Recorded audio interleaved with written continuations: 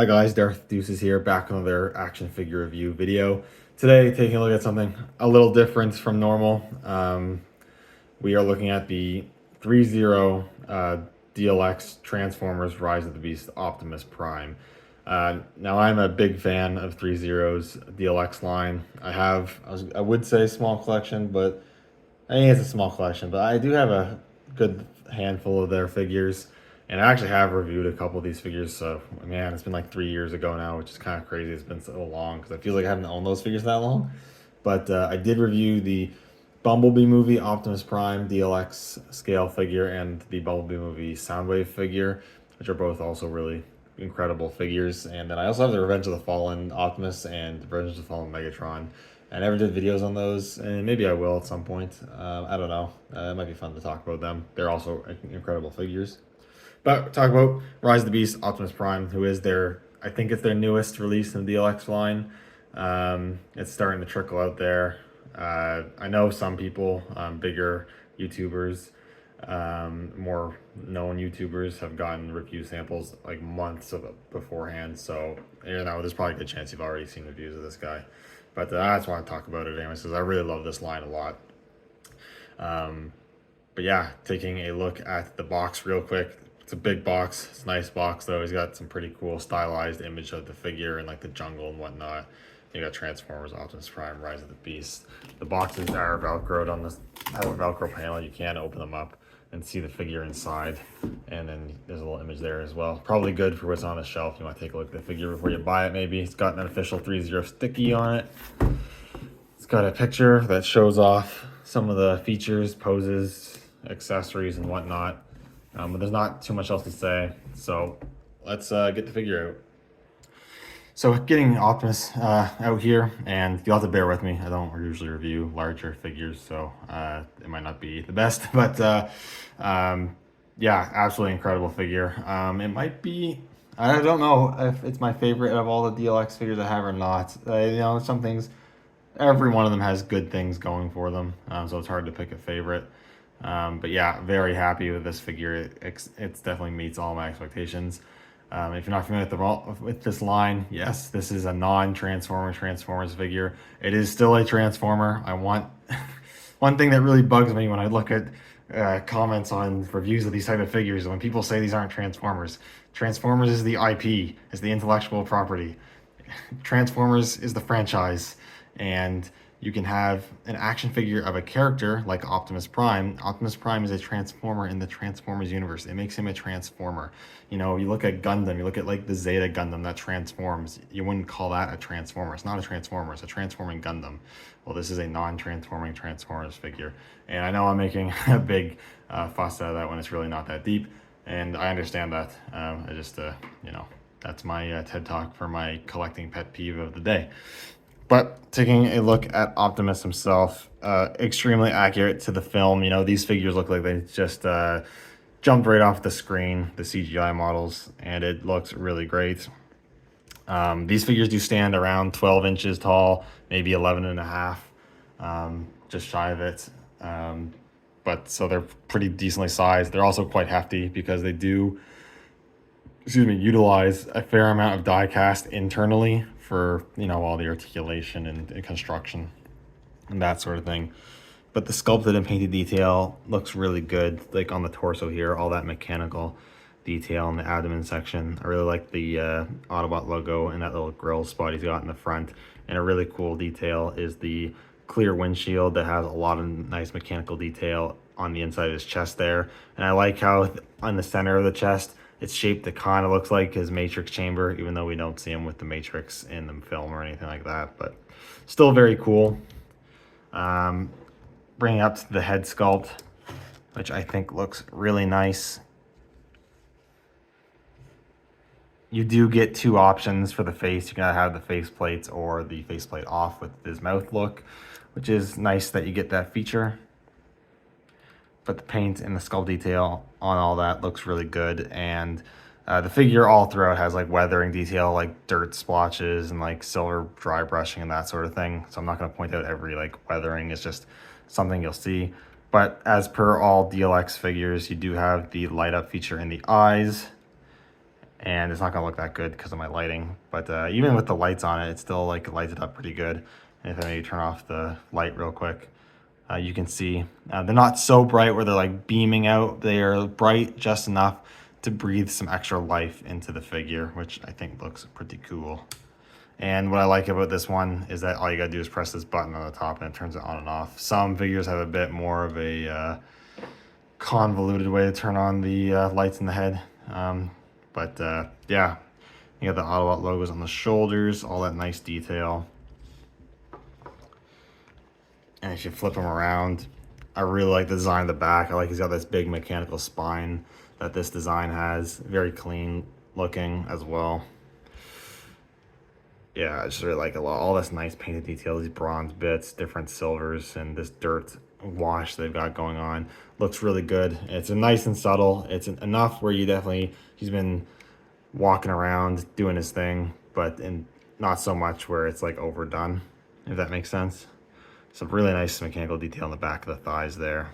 And then the legs looking pretty good. The wheels are rubber, which is nice. They rotate too, I guess, if that's something you care about, I suppose. And I really like the paint apps on the legs as well. Looks really nice, and all that piston detail. Not gonna go over everything, just give you kind of the look around, but you can just see, like, it's just a beautiful looking figure. Threezero really knocks it out of the park when it comes to recreating the CGI models. And what's even better is not only is he super well articulated, but it's almost all seamless, which I guess it helps because he's a robot. But yeah, the joints are really well hidden, not very obvious at all, which is a really nice feature of these figures as well. But speaking of articulation, you have a ball joint at the head as well as like a joint in the base of that neck area, so you can kind of get some multiple movement. I will say the head it pops off easy, which is good. But if you want to move the lower neck, you kind of have to pop the head off and move it, and then pop it back on, because it will just kind of pop off kind of easy. Not so easy, we're just falling off, but it's just kind of easy to pull off, I guess. You can have some pretty nice butterfly joints in the shoulders, honestly. It's pretty good. These panels on the shoulders move out of the way. You can like pull them out a pretty good amount. And then there's a joint in the butterfly joint that also hinges out, so they go really far. Could potentially go even further than this. I'm not going to go super in detail with the articulation. My recommendation is, if you get these figures, especially if you've never had a Threezero DLX figure before, you do actually get instructions for posability, and I would recommend looking through them to see what you can move and what you can't, to allow for articulation. But you've got double hinges in the elbows that move in pretty good. There's a swivel cut at the bicep there. The wrists are on a ball joint, and they also have hinges, so you get a fair amount of movement in pretty much anywhere you want to go with that. There's like a joint in the torso and at the waist. Doesn't really go back that far, but you do get a ton of crunch. And I absolutely love this detail, that the sculpted detail continues into the torso, and they make it look curved, so the bending forward looks really natural. I really like that a lot. That's very cool. The other Bumblebee, the Bumblebee Optimus, had the same thing. These skirt pieces are all on ball joints, so they'll move out of the way, and you do get a joint in the leg, as well as the joints they do kind of drop down, so you get even more clearance to do whatever you want there. But they can kick up really far. They can go back a fair amount. There is rotation there. It's not too crazy, but if you pull it down, I think you get more. Well, not really, but there's a little bit there. You get double hinges at the knees that go really far back, and you do get some nice mechanical detail that kind of shifts and moves around in the knee, which I think is super cool. And there is joints in the ankles, so you can rotate. They do pivot pretty good amount. They go up and down, and there is also, I think there's toe articulation. Yeah, there's also toe articulation as well, which is super cool. And there's easily other joints of articulation that I've missed, because they do pack these figures full of just little joints to be able to do a lot of stuff that you want to do. So if I missed any, I apologize. But that gets to the general gist. You can do a lot of great posing with this figure. It's really not a problem. In terms of accessories, I guess we can talk about that now. Just move Optimus out of the way for the moment. So first off, standard with all figures in this line, you do get a display base. And these display bases remind me a lot of Gundam action bases because they function very similarly. But they're all the same with every figure. They've got this like Cybertronian detailed base. The only difference is you have the logo for the movie that the character is from. And then you get this articulated stand where you can unlock it. You can move it forward, move it back. You can obviously move the pin forward. You can extend it and press the button and lock it back in. You can do whatever you want. Jeez. And then to put the figure on the stand, he does have this little spot in his back here that you just take out. There's a hole in his ass, for lack of a better term, and you plug it in there, and you can do your kind of more aerial poses, more dynamic posing that you want to do. I don't usually go for those kind of poses because I do think the stands are pretty sturdy, but I'm still a little paranoid, so I don't do that. But it is nice to have that option. Next up, you do get your hand options on the figure. You've seen already. It does come with a pair of closed fists. You also get a pair of relaxed hands, relaxed like open hands. You get a pair of more dynamic, like open, splayed out hands, and all the hands are nicely painted and sculpted. You get a pair of gripping hands. I have one in use right now, but you do get a gripping hand for each side. Then you get one of these two finger pointing command hands for the left side. You just get the one. You'll get one for each arm, which is fine with me, but that's cool too. Increases the amount of posing that you can do. And then one hand I don't have here because it's actually in the box because I'd probably never use it. Because he does actually come with an alternate hand for the Threezero DLX Rise of the Beast Bumblebee, so that he can hold, that Bumblebee figure can hold the axes that Optimus comes with. Which I guess is kind of nice if you had bought both figures. But I guess speaking of that, he does come with his axes, and you actually get two. You get one that's not powered up, and you get one that is powered up with the translucent orange blade there. I could be wrong, but I think this figure so far is the only officially licensed Optimus figure from this movie to have the proper orange energy on the weapons. But it looks very nice, and the paint apps and details on the axe look really good, and the gripping hand, this is where the other gripping hand is, are meant for the axes. And it is cool they actually include both. I would just have expected this, but it's nice to get both. And the hands are pretty easy to swap because it is just a ball joint. And I know that the Bumblebee movie Optimus, that old figure, these hands were actually pretty tough to swap. I don't know why they were so tight, but they were. This one's a lot better. And you can pop that on, and you have Optimus with his axe. That looks very cool. I'm just gonna pop that off, but I'm gonna keep the hand. Actually, no, I'm gonna keep the hand off. Next up, you do get two of his Energon swords, blades, whatever you want to call it. Again, nicely sculpted and painted in the very nice orange translucent plastic for the energy on the blades. Looks very cool. And for these, it's nice. First of all, nice that you get two. I could be wrong, but I don't recall him ever dual wielding in the movie. He only ever had the one. So it's nice that you get two. And he has on the arm here, there is this little tab here on this hinged piece, and all you got to do is just slot it in.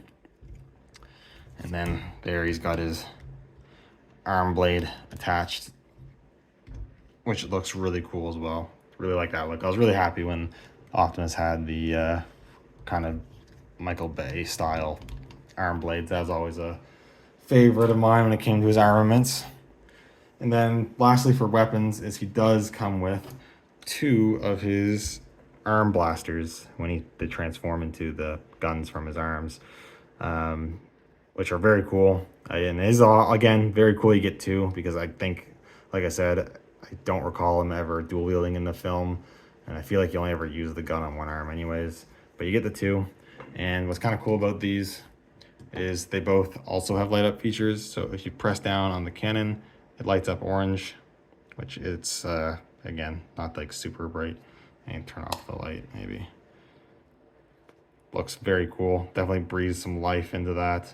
Makes it look a bit more realistic, or like it did in the movie. You can click it again. It actually activates a little pulsing effect, which is also pretty neat. Kind of a fun feature. And then you press it again, turn it off. But to put this on, it's pretty easy. There's a hole in the tab, and then there's the hole in the tab that we used for the energon blades. But you pretty much should be able to just have this in, like so. It's pretty easy to do. And you've got Optimus with his arm cannon. I think that looks really cool. Works really well. I try to pose him up here. And then with it all lit up, it just makes for a super cool looking display piece.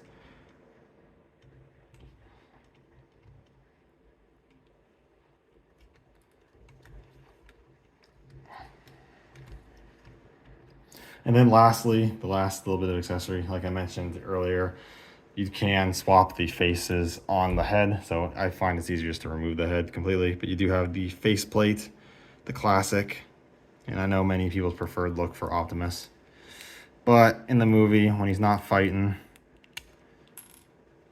you can swap on the mouth.